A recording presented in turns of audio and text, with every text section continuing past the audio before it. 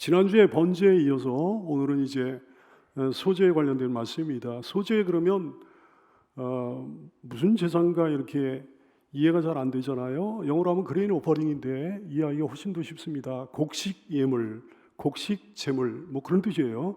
히브리어로는 미나라고 하는데 선물, 곡물, 제물 뭐 그런 뜻을 가지고 있습니다.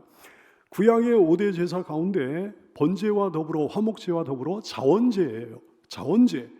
자발적으로 마음으로부터 우러나와가지고 드리는 제사가 자원제죠. 자기의 생활 형편에 따라 자기가 알아서 자기가 자발적으로 하나님께 드리는 거예요. 속죄제와 속건제는 자원제가 아닙니다. 이건 의무제입니다. 죄를 사함받기 위해서 반드시 의무적으로 드려야 되는 제사, 의무제지요. 소제는 독특성이 있습니다. 5대 제사 가운데 번제, 화목제, 속죄제, 속건제 이 네 가지 제사는 동물을 희생시켜 드려야만 되는 피의 제사입니다. 피의 제사예요. 여러분 아시죠? 근데 소제만큼은 달라요. 피가 없는 곡물 제사입니다. 문자 그대로 하얀 제사예요. 하얀 제사. 힐소자거든요. 소복을 입는다 그랬을 때 저 소자를 씁니다. 하지만 소제도 대부분은 번제, 화목제 같은 피의 제사들과 더불어 드리는 거예요. 어쨌든 소제 자체는 피 흘림이 없는 거예요. 피의 제사가 아닌 거예요. 그러므로 소제의 목적은 죄사함이 아닙니다. 피 흘림이 없은즉 죄사함이 없다 그러셨잖아요. 그러니까 소제의 목적은 죄사함이 아니라 얘기해요. 그럼 뭐겠습니까? 소제의 목적은 이겁니다. 죄를 용서받은 사람이 하나님께 감사하는 거예요. 죄를 용서받은 사람이 하나님을 향한 헌신을 하는 거예요. 죄를 용서받은 사람이 하나님과 교제하는 거예요. 신앙의 가장 중요한 2대 요소가 있습니다. 칭의와 성화요. 혹은 구원과 헌신 이렇게 얘기해도 되겠습니다. 혹은 구원과 상급이라고 해도 되겠습니다. 번제는 칭의를 의미하는 거예요. 죄를 사함받는 거죠. 의롭다함을 얻는 거죠. 구원을 받는 거죠. 소제는 성화를 의미합니다. 헌신을 의미한다고요. 상급을 의미한다고요. 번제가 기본일까요? 소제가 기본일까요?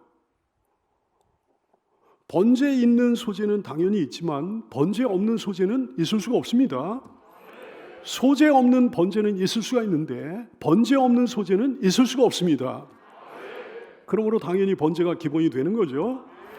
창세기 4장에 보면 아벨은 양의 첫 새끼로 번제를 드렸어요. 근데 가인은 번제 없이 소제만 드렸습니다. 하나님이 가인의 제사는 안 받으셨죠? 아벨의 제사만 받으셨죠? 번제를 드린 여러분, 소제의 제사로 여러분 자신을 하나님께 헌신하게 되기를 축복합니다. 그러기를 소원한다면 반드시 고운 가루로 빻아드려야 되는 거예요. 고운 가루라 그랬어요. 히브리어 솔레트입니다. 거친 가루는 언어 자체가 달라요. 고운 가루로 하나님께 드려야 되는 거예요. 소제의 고운 가루는 그리스도의 순결하심을 상징합니다. 그리스도의 완전하심을 예표합니다. 요한일서 3장 5절 말씀, 그가 우리 죄를 없애려고 나타나신 것을 너희가 아나니 그 얘기는 죄가 없다 말씀하십니다. 히브리 4장 15절, 우리에게 있는 대제사장은 우리의 연약함을 동정하지 못하실 리가 아니에요. 모든 일에 우리와 똑같이 시험을 받으신 이로되, 다시 말해 우리와 동일한 어떤 인간의 연약함을 가지고 계신 이로되 그러나 우리와는 달리 죄가 없으시다 말씀하십니다. 소제의 고운 가루로 하나님께 바쳐지신 예수님을 찬양합니다. 여러분도 하나님께 소제의 제물로 바쳐지게 되기를 원하시죠? 하나님께 그렇게 헌신되려면 당연히 곱게 빠져야 되는 거예요. 완전히 부서지고 박살나고 깨져야 되는 거예요. 자아가 살아서는 하나님께 드려질 수가 없습니다. 성격과 성품, 기질과 행동, 습관 이런 모든 것들을요 자연적인 모습 그대로 가지고 있으면 안 된다 얘기예요. 본래의 모습이 찌어지고 빠져 가루가 돼가지고 없어져야 되는 거예요. 덩어리 그대로 안 받으십니다. 알맹이 그대로 안 받으십니다. 내 모습 이대로 주님이 받아주신다는 찬송도 있는데 이 가사를 오해하면 안 되는 거예요. 요한복음 12장 24절 말씀, 내가 진실로 진실로 너희에게 이르노니 한 알의 밀이 땅에 떨어져 죽지 아니하고 그대로 있으면 한 알 그대로 있을 뿐이다 말씀을, 죽으면 많은 열매를 맺는다 말씀하셨습니다. 달라져야 되는 거죠. 변화돼야 되는 거죠. 그냥은 결코 소제의 제물도 드려질 수가 없는 거예요. 다시 한번 얘기할게요. 자아가 부서져야 됩니다. 온갖 위선이 깨져야 됩니다. 모든 교만이 부서져야 되는 거예요. 혈기도 작살나야 되는 거예요. 고집이 깨져야 되는 거예요. 그렇게 해서 하나님께 헌신된 제물로 살고 있는 여러분인 줄로 압니다. 고백해 볼까요? 곱게 빠지다. 곱게 빠졌나요? 심령도 고운 가루 심령이어야 되는 거예요. 거친 심령이어서는 안 되는 겁니다. 주 앞에서 고운 심령, 주 앞에서 부드러운 심령이어야 되는 거예요. 하나님 앞에서 부드러운 사람인가? 사람 앞에서는 부드러운 사람이에요. 사람들은 다 그 사람을 온유하다고 그래요. 근데 하나님 앞에서는 굉장히 거친 거예요. 하나님 앞에서는 고집스러운 거예요. 아무 소용도 없는 거예요. 하나님 앞에 부드러운 사람이 되기를 바랍니다. 하나님 앞에 부드러운 사람의 증거가 두 가지예요. 첫째, 형제 자매들과 하나 됩니다. 고운 가루 같은 신장과 아닌가는 교우 관계를 보면 알게 돼요. 고운 가루는 잘 섞이잖아요. 잘 반죽돼가 잘 뭉쳐집니다. 근데 거친 알갱이는 섞이지가 않아요. 반죽되지가 않아요. 뭉쳐지지가 않아요. 죄의 본성을 그대로 가지고 있는 거예요. 혈기, 성질 그대로 가지고 있는 거예요. 시기와 질투, 옛날 성품들 그대로 가지고 있는 거예요. 섞이겠습니까? 뭉쳐지겠습니까? 조급한 마음, 성급한 마음, 냉정한 마음, 인색한 마음 그대로 가지고 사는 거예요. 개인주의, 이기주의 그대로 가지고 사는 거예요. 교만한 마음 그대로 가지고 사는 거예요. 섞이겠습니까? 뭉치겠습니까? 그 거친 알갱이가 말이죠. 사랑하는 여러분, 잘게 빠져 곱게 부서져, 곱게 빠져 하나님 앞에 부드러운 사람이 되기를 바라요. 하나님 앞에 부드러운 사람의 두 번째 증거, 오직 성경입니다. 하나님이 말씀하시면 찍소리도 안 하는 거예요. 하나님이 말씀하시면 무조건 아멘 하는 거야. 세상이 어떻게 나가든지 주변 사람들이 뭐라고 그러든지 지 생각이 어떻든지 지 주관이 어떻든지 하나님 말씀하시면 그 앞에서 그대로 죽는 거예요. 그게 하나님 앞에 부드러운 사람의 증거가 되는 거예요. 오직 교회입니다. 오직 믿음입니다. 오직 순종입니다. 하나님 앞에 부드러운 사람의 증거가 여러분에게 넘치는 줄로 믿어요. 고운 가루에 또 하나의 의미가 있습니다. 하나님 앞에 나갈 때는요, 정성과 노력이 필요한 거예요. 수고가 꼭 필요한 거예요. 고운 가루는 결코 그냥 나오는 게 아닙니다. 거친 가루는 대충 해도 나오는데 고운 가루는 그냥 대충 해서 나오는 게 아니에요. 열심히 노력해야, 수고해야, 정성이 있어야 고운 가루가 나오는 거예요. 최고 최선의 것, 가장 귀한 것을 주님께 드려야 되는 거죠. 별 볼 일 없는 것을 드리면 하나님 싫어하십니다. 거칠고 값싸고 맛없는 것들 드리고 그러면 하나님 분노하십니다. 예물을 드릴 때 찌꺼기 같은 거 드리면 주님이 받으시겠냐? 이게 주님이 거지입니까? 주님이 거지 취급하는 종자들 있잖아요.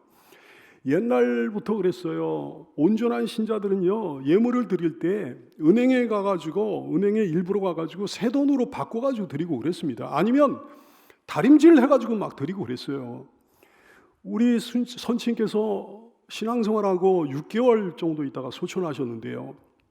소천하신 다음에 쓰시던 성경책을 이렇게 보니까 거기 빳빳한 새 돈이 그 책갈피처럼 있는 거예요. 빳빳한 새 돈. 그 주에 소천 안 하셨으면 그 주에 헌금 드리기 위해 가지고 그 책 사이에 끼워 놓으셨던 그 새 돈을 발견했죠. 가슴이 뭉클했던 기억이 나요. 그래요. 찬양대가 찬양할 때도 그냥 대충 찬양하면 안 되는 거예요. 우리 교회에서 그 전에 안보해가지고 찬양했는데 힘들고 어려울지라도 얼마나 하나님께서 기뻐 받으시는 제사인지 몰라요. 찬양단이 찬양할 때도 열심히 최선을 다해 준비하고 찬양해야 되는 거예요. 찬양 인도자가 찬양 인도할 때 대충 하면 안 되는 거예요. 특송을 할 때 말이죠. 어떤 교회에서는 예배 5분 전에 여기 모여가지고 찬송가 뒤적여가지고 막 그렇게 하는데 그런 건 고운 가루의 제사가 아니라 얘기해요. 목회자의 설교도 마찬가지예요. 교육자들이 주의 사역에 수종을 들 때도 그렇게 하면 안 되는 거예요. 대충 하면 안 되는 거예요. 정성을 다해 노력하며 해야 되는 거죠. 사랑하는 성도들이여, 여러분 무슨 사역하고 있습니까? 어떤 조그만 사역에 종사하고 있을지라도 최선의 최선을 다하여 고운 가루로 하나님께 제사를 지내는 여러분 되기 바라요. 거친 가루 안 받으십니다. 거친 가루 싫어하십니다. 고운 가루로 드리게 되기 바라요. 다시 한번 외쳐볼까요? 곱게 빠지다. 고운 가루는 그냥 나오는 게 아닙니다. 어떤 도구를 가지고 곡식을 빻아야 고운 가루가 되는 거예요. 손 가지고 안 되는 거예요. 주먹 가지고 안 되는 거예요. 도구 없이 고운 가루 되는 게 불가능합니다. 그 도구가 뭘까요?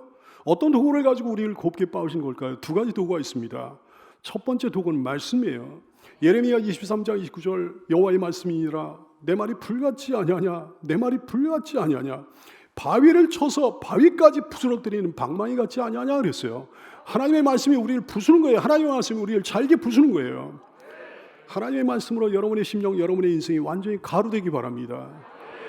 말씀으로 곱게 빠지라. 시작. 말씀으로 곱게 빠지라. 두 번째 도구가 있습니다. 절구와 공입니다. 다시 말해 연단이라고요. 내가 하나님 말씀 듣고 스스로 부서지고 스스로 깨지지 않으면 하나님께서 그 작업하십니다. 하나님이 사랑하시는 사람은 그냥 내버려 두시지 않아요. 하나님께서 반드시 그 작업하셔요. 왜? 우리가 고운 가루의 소재로 하나님께 드려져야 되니까. 절구해놓고 빻으시는 거예요. 고운 가루로 만들어 소재의 제물이 되도록 하기 위해 그렇게 하신 거예요. 어떤 사람은 제물에 절구해놓고 빻으십니다. 어떤 사람은 인간관계에 절구해놓고 빻으십니다. 하나님께서 어떤 절구해놓고 우리를 빻으실 때 우리에게는 굉장한 괴로움이 생기는 거예요. 질병에 절구해놓고 빻으시기도 하고, 사고에 절구해놓고 빻으시기도 하고, 온갖 고난에 절구해놓고 빻으시는 거예요. 시대 환경에 절구해놓고 빻으시는 경우도 있어요. 다니엘서 12장 10절 말씀, 많은 사람이 연단을 받아 스스로 정결하게 하며 희귀할 것이나. 할렐루야. 하나님의 연단을 받아가지고 절구해놓고 빻으시니까 스스로 정결하게 하고 희게 된다 말씀하셨어요.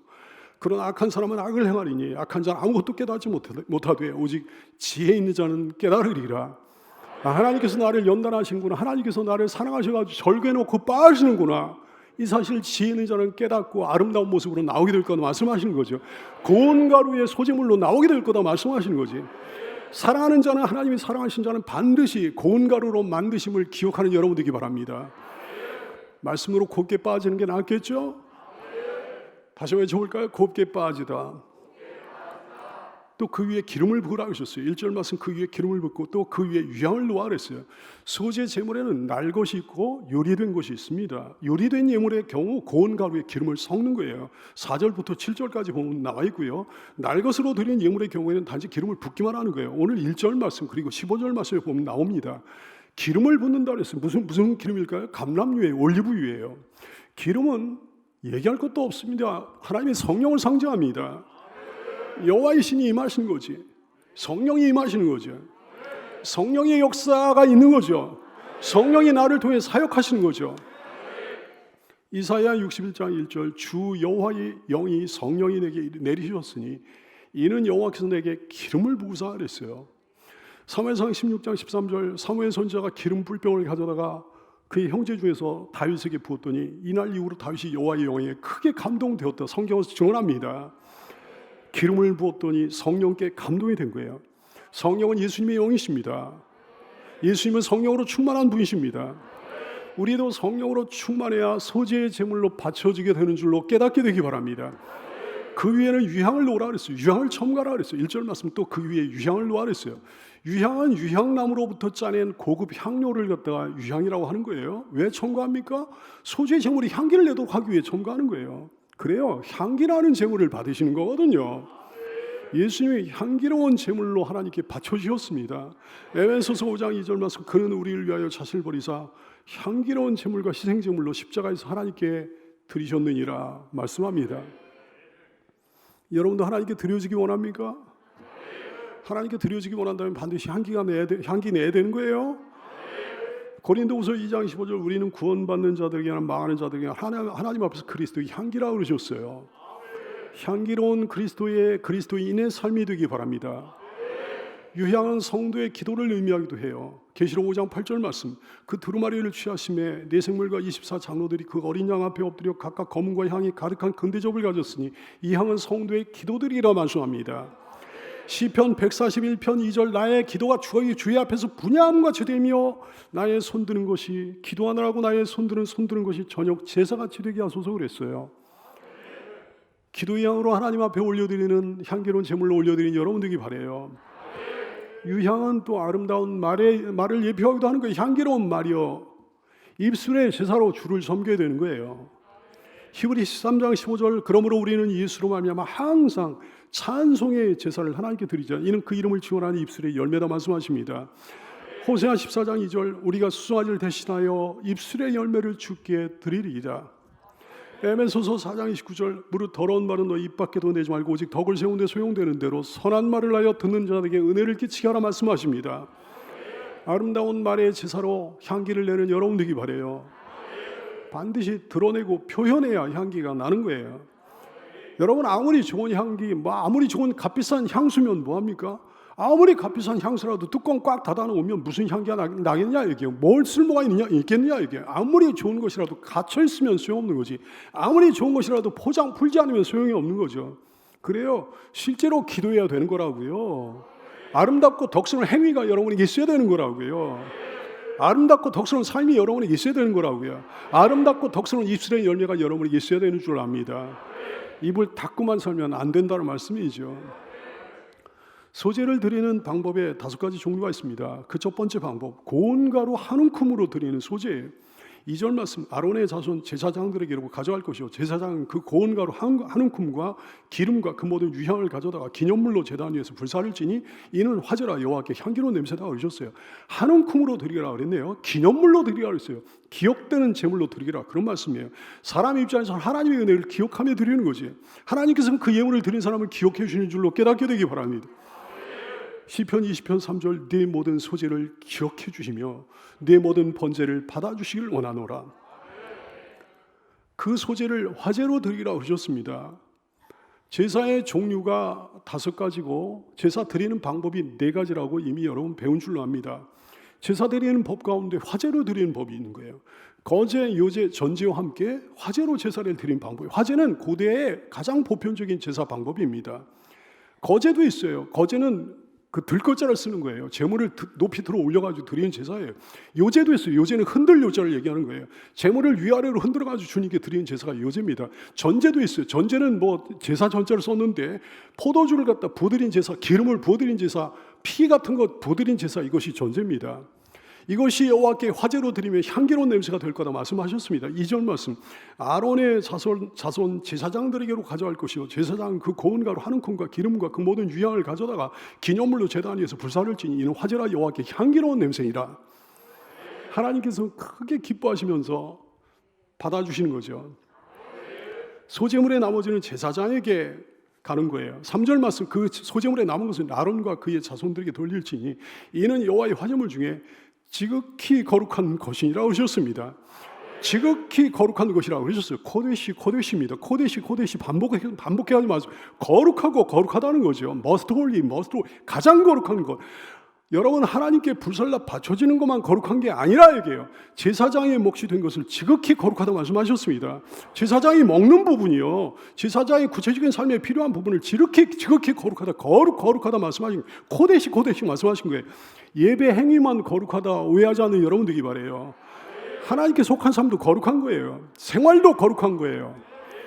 주님께 속한 모든 것이 거룩한 줄로 깨달아 하는 여러분 되기 바랍니다. 소재를 드리는 5가지 방법 중에 2번째 방법, 화덕으로 구워드리는 소재도 있는 거예요. 4절 말씀, 네가 화덕에 구운 것으로 소재의 물을 드리려거든 고운 가루에 기름을 섞어 만든 무교병이나 기름을 바른 무교전병을 드릴 것이요, 이렇게 말씀하셨어요. 화덕은 진흙으로 만든 가마솥이에요. 그 가마솥 안에다가 그 안밑에 불을 떼고 밀가루 반죽을 갖다가 거기다 붙이는 거예요. 이거를 요즘 뭐 보니까 요즘에도 아직까지도 2000년이 지난 수천 년이 지난 지금까지도 고대 근동지방에서 그리하였듯, 고대 중동지방에서 그리하였듯, 오늘도 근동지방, 중동지방에서 이런 방법으로 이렇게 빵을 굽습니다. 내가 그 전에 이집트인가 어디를 갔더니 거기서 그대로 그 화덕을 쓰더라고요. 무교병이라고 그랬어요. 무교병. 누룩을 넣지 않고 만든 떡이에요. 교자가 그 사킬 교자인데, 사킬 교자이기도 하고 저거를 효로 읽기도 합니다. 사킬효, 사킬교. 무교병이라고 할 때는 이제 그 삭히지 않은 떡이라고 그래가지고 떡병자죠. 삭히지 않은 떡이라고 그래요. 무교병이라고 하는 거고요. 뭐 효자를 쓸 때는 발효라고 할 때 그 효자를 쓰는 거예요. 누룩을 넣지 않고 만든 떡을 갖다가 무교병이라고 하는 거예요. 삭히지 않은 떡을 갖다가 무교병이라고 하는 거예요. 가운데 구멍이 뚫려 있습니다. 뭐 삭히지 않은 그 딱딱하고 그 바삭바삭하고 두꺼운 그 떡이죠. 과자 같은 떡이죠. 무교전병이라고 그랬어요. 얇은 무교병을 무교전병이라고 하는 거예요. 여러분, 소재, 이제 조금 있다가 이제 다시 한번 무교에 대해서 이야기를 할 건데, 소재의 대부분이 가만 보면 한 움큼의 화재도 그렇고 화덕도 그렇고 철판에다 굽는 것도 조금 이따가 나오는데, 철판에다 굽는 것도 그렇고 냄비에다 삶는 것도 그렇고 다 가열의 제사입니다. 그렇죠? 가열의 제사야. 그래요. 죄사함 받은 사람은 주 앞에서 뜨거워야 된단 말씀이에요. 주님께 헌신하려면 뜨거워야 된단 말씀이에요. 뜨거워져야 된단 말씀이에요. 뜨거워지지 않고 주 앞에 헌신하는 것이 불가하다는 사실을 깨달아 하는 여러분 되기 바랍니다. 셋째 방법은 철판에 붙여서 드린 소재예요. 5절 6절 말씀, 철판에 붙인 것으로 소재 예물을 드리려거든 고운 가루에 누룩을 넣지 말고 기름을 섞고 조각으로 나누고 그 위에 기름을 부을지니 이는 소재다 말씀하셨어요. 누룩을 넣지 말고, 다시 한번 무교에 대해서 말씀을 하시죠. 11절 말씀, 너희가 여호와께 드리는 모든 소재물에는 누룩을 넣지 말지니, 계속 강조하시면 너희가 누룩이나 꿀을 여호와께 화제로 드려 사르지 못할지니라 그랬어요. 누룩도 넣지 말고 꿀도 넣지 말라 말씀하셨습니다. 당시에 이방인들의 제사는요, 이방인들도 제사를 합니다. 자기들의 신들에게 제사를 합니다. 근데 그 사람들의 제사를 보면 누룩이나 꿀이 들어가요. 누룩이나 꿀을 갖다 즐겨 사용하고 있었습니다. 근데 이스라엘은 그러면 안 된다 말씀하신 거예요. 우리 주 예수님, 누룩이나 꿀을 넣지 않은 순수한 소재의 제물로 하나님께 바쳐진 줄로 깨달아는 여러분 되기 바랍니다. 왜 누룩을 넣지 말라 하셨을까요? 누룩은 네 가지를 의미합니다. 크게 보아 네 가지예요. 첫째, 죄, 그리고 죄의 빠른 전염성을 상징합니다. 누룩은 신속히 발효되거든. 죄가 그렇잖아요. 죄가 얼마나 빨리 번져나가는지 몰라. 한 사람 안에서도 빨리 번져나가고, 한 사람이 죄 짓고 있으면 그 주변으로 신속히 번져나갑니다. 왜 누룩을 넣지 말라고 하셨나? 둘째로, 누룩은 변질과 부패를 상징하는 거예요. 변질되지 말라, 부패하지 말라 그러신 거지. 세 번째, 누룩은 세 번째로 악한 이즘을 상징합니다. 인본주의 확산력이 또 무섭잖아요. 마태복음 16장 6절 말씀에 보면 예수께서 이르시되 삼가 바리새인과 사두개인들의 누룩을 주의하라 제자들에게 말씀하셨어요. 그 제자들은 이게 무슨 말씀인지 몰랐어. 나중에 깨닫습니다. 12절 말씀 보니까 그제서야 제자들이 떡의 누룩을 말씀하심이 아니요 바리새인과 사두개인들의 교훈을, 그들의 이즘을 삼가라고 말씀하신 줄을 깨달으니라 성경은 증언하고 있는 거죠. 항상 사람들 귀에 그럴듯하게 들리는 바리새인과 사두개인들의 교훈, 이즘 말이죠. 인본주의, 그리고 오늘날의 인본주의, 이게 뭐냐면 걔네들은 어떻게 해가지고 사람 귀에 솔깃한 이야기를 자꾸 하는 거 아니에요. 사람 중심을 얘기해요. 사람 중심의 이야기를 얘기해요. 사람 중심의 주의를 얘기해요. 사람 중심의 이즘을 얘기합니다. 여러분, 그렇지 않아요. 하나님은 그렇게 말씀하시지 않았어요. 하나님의 말씀은 전혀 달라요. 이사야 43장 21절 말씀에 보니까 이 백성은 내가 나를 위하여 지었다 말씀하십니다. 이 백성은 내가 나를 위하여 지었나니 나를 찬송하게 하려 함이라 말씀하십니다. 이것이 신본주의요. 이것이 말씀이에요. 오직 말씀이어야 되는 거죠. 누룩 없는 떡이어야 되는 거죠. 고린도전서 5장 8절 말씀에 이러므로 우리가 명절 지키되 묵은 누룩으로도 말고 악하고 악에 선 누룩으로도 말고 누룩이 없이 오직 순전함과 진실함의 떡으로 하자 그랬어요. 떡이 뭐예요? 떡이 뭘 상징해요? 하나님의 말씀을 상징하잖아요. 그 하나님의 말씀을 어떤 떡이라고 그러셨어요? 순전함과 진실함의 떡이라고 말씀하셨어요. 누룩이 섞이지 않은, 다른 어떤 교훈이 들어가지 않은, 다른 어떤 이즘이 포함되지 않은 오직 말씀을 말씀하는 거죠. 오직 말씀의 신앙을 사수하는 여러분 되기 바랍니다. 왜 누룩을 넣지 말라고 하신 겁니까? 부풀어 오르게 하니까. 밀가루가 부풀어 올라가지고 큰 빵덩어리가 되는 거거든. 그래요. 누룩은 네 번째로 교만을 상징합니다. 사람의 마음이 부풀어 올라버리는 거예요. 사람의 마음이. 세상 사람의 마음은 부풀어 올라 있어. 교회 다니는 불신자들의 마음도 부풀어 올라 있는 거예요. 그래서 그거 부풀어 올라가지고 하나님께 밉보이는 거지. 부풀어 올라가지고 하나님의 말씀 받아들이지를 못하는 거지. 고린도전서 5장 6절 이하에서 그러십니다. 너희가 잘하는 것이 옳지 아니하도다. 적은 누룩이 온 덩어리에 퍼지는 것을 알지 못하느냐. 너희는 누룩 없는 자인데 새 덩어리가 되기 위하여 묵은 누룩을 내버리라고 그러셨어요. 우리의 유월절 양 곧 그리스도께서 희생되셨으니까 묵은 누룩을 내버리라. 누룩 없는 빵이 되어라 말씀하시는 거지. 모든 누룩을 제거한 순수한 제물로, 순수한 소재물로 하나님께 바쳐주는 여러분 되기 바라요. 꿀을 또 넣지 말라고 하셨죠. 왜 꿀을 넣지 말라고 하신 겁니까? 꿀은 세상 재미와 세상 기쁨, 쾌락을 상징합니다. 꿀은 달콤하잖아요. 꿀은 또 때때로 힘을 내게 하잖아요. 그러나 많이 먹으면 반드시 건강해집니다. 잠언서 25장 27절 말씀, 그러므로 말씀하는 꿀을 많이 먹는 것이 좋지 못하다 말씀하셨어요. 자기의 영예를 구하는 것이 헛되다 말씀하셨습니다. 갈라디아 5장 24절, 그리스도 예수의 사람들도 육체와 함께 그 정욕과 탐심을 십자가에 못 박았느니라 말씀하시는 거죠. 인간에게 있는 오욕이 하나님께서 주신 거라고 할지라도 그 모든 것들이 과욕이 되면 반드시 하나님께 밉보이게 되는 것이 된다 말씀이에요. 그것이 과한 사람은 하나님께 헌신의 제물로, 소재의 제물로 바쳐질 수 없다 말씀하신 거죠. 조각으로 나누어 드리라 말씀하십니다. 6절 말씀 조각으로 나누고 그 위에 기름을 부을지니 이는 소재이라 말씀하죠. 둥글넓적한 무교병을 여러 조각으로 나누어 드리는 것 정성을 의미합니다.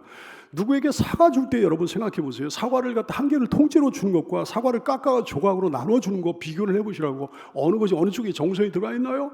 정성이 필요한 줄로 깨달아 알게 되기 바랍니다. 넷째 방법, 냄비에 삶아드린 소재를 말씀하십니다. 7절 말씀, 내가 냄비의 것으로 소재를 드리려거든 고운 가루와 기름을 섞어 만들라 말씀하셨습니다. 좀 단순화된 소재의 제물이에요. 가장 단순한 요리가 뭡니까? 삶은 거 아니에요? 삶는 거가 가장 단순한 요리잖아요. 화덕 제물과 함께 철판 제물과 함께 유향이 없이 단지 가루와 기름만으로도 바칠 수 있는 제사가 이 냄비의 제사였어요. 여러분, 값비싼 유향 없이도 소재의 제물을 드릴 수 있도록 배려해 주시는 우리 하나님이십니다. 우리 각자의 형편과 사정을 고려하시고 배려하신 사랑의 하나님, 늘 배려해 주시는 사랑의 하나님, 그 하나님을 그저 기쁨으로 섬기는 우리가 되기 원해요. 다섯 번째 방법, 첫 이삭을 볶아 찌어드리는 소재를 말씀합니다. 14절 말씀, 너는 첫 이삭의 소재를 여호와께 드리거든 첫 이삭을 볶아 찌은 것으로 내 소재를 삼으라 말씀하셨어요. 첫 이삭은 땅의 모든 소산물을 대표하는 겁니다. 첫 이삭의 소재를 하나님께 드리는 것은 하나님의 전적 소유권을 말씀하시는 거예요. 우리의 전적 헌신을 의미합니다.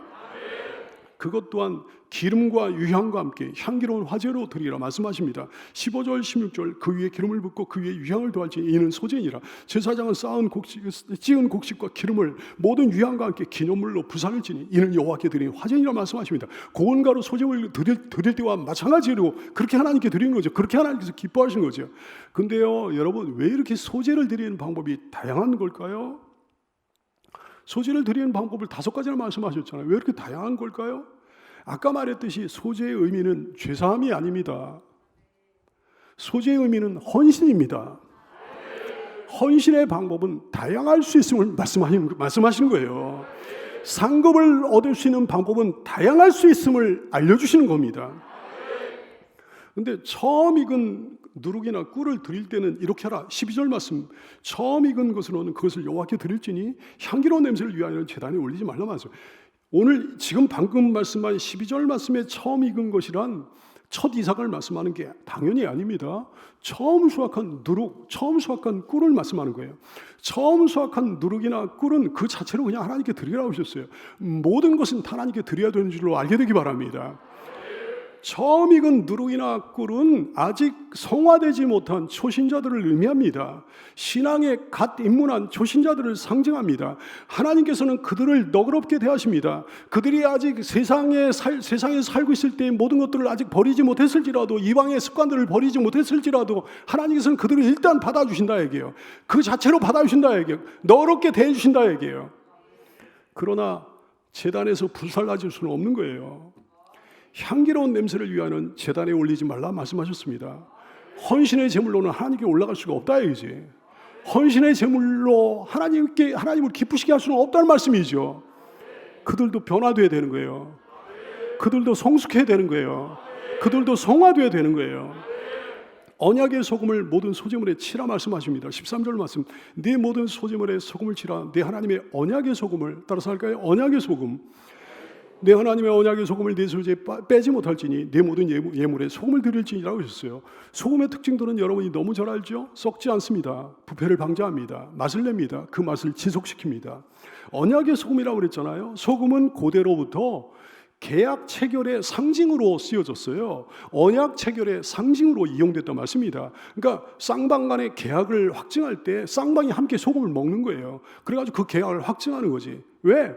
소금은 부패를 방지하는 거잖아요. 계약의 확실성을 보증하는 거예요. 계약의 지속성, 계약의 불변성을 보증하는 거라고. 또 소금은 맛을 내잖아요. 쌍방 간의 행복한 우정과 즐거운 친교의 상징으로 소금을 먹는 거지. 소금은 그 맛을 지속시키잖아요. 배신하지 않겠노란 다짐으로 함께 소금을 먹는 거예요. 언약의 하나님이십니다. 우리 하나님은 언약의 하나님이십니다. 어떤 언약의 하나님이신 것이 소금 언약의 하나님이십니다. 하나님 언약의 확신성을 얘기하는 거예요. 하나님 언약의 지속성, 하나님 언약의 불변성을 의미하는 거예요. 변개치 않으리라. 내가 너에게 한 약속을 끝까지 이루리라. 또 하나님과 나와의 행복한 우정과 친교를 의미하는 거예요. 그 지속성을 의미하는 거예요. 언약의 하나님이십니다. 소금 언약의 하나님이십니다.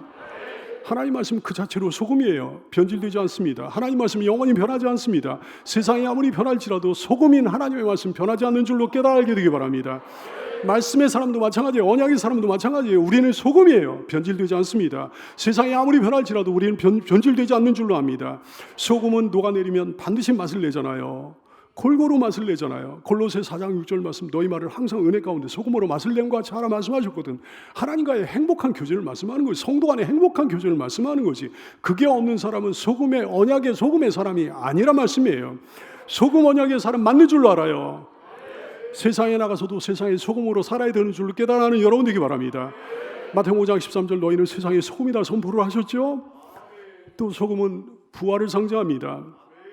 소재 제물에 소금이 첨가된다는 건, 반드시 소재 제물에 소금이 첨가돼야 한다는 것은 예수님의 육신이 썩지 않는다는 것을 의미하는 거예요. 예수님께 속한 사람들의 육신도 다 마찬가지예요. 썩지 않습니다. 영원히 썩지 않습니다. 부활을 소망합니다. 부활을 소망합니다. 하나님의 언약은 무슨 언약이라고 했나요? 소금 언약이라고 그랬잖아요. 영원히 변치 않는 확실한 언약이요. 영원히 변치 않는 행복한 언약이요.